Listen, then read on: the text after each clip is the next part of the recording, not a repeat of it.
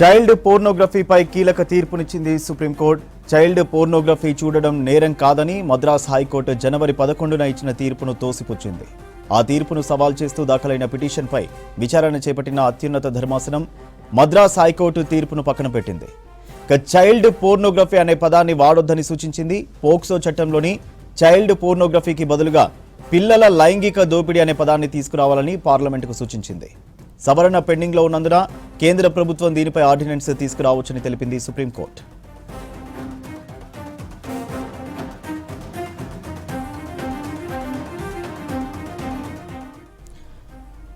Child పోర్నోగ్రఫీపై కీలక తీర్పునిచ్చింది supreme court.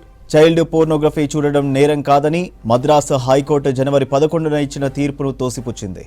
ఆ తీర్పును సవాల్ చేస్తూ దాఖలైన పిటిషన్పై విచారణ చేపట్టిన అత్యున్నత ధర్మాసనం మద్రాస్ హైకోర్టు తీర్పును పక్కన పెట్టింది. చైల్డ్ పోర్నోగ్రఫీ అనే పదాన్ని వాడొద్దని సూచించింది. పోక్సో చట్టంలోని చైల్డ్ పోర్నోగ్రఫీకి బదులుగా పిల్లల లైంగిక దోపిడీ అనే పదాన్ని తీసుకురావాలని పార్లమెంటుకు సూచించింది. సవరణ పెండింగ్లో ఉన్నందున కేంద్ర ప్రభుత్వం దీనిపై ఆర్డినెన్స్ తీసుకురావచ్చని తెలిపింది సుప్రీంకోర్టు.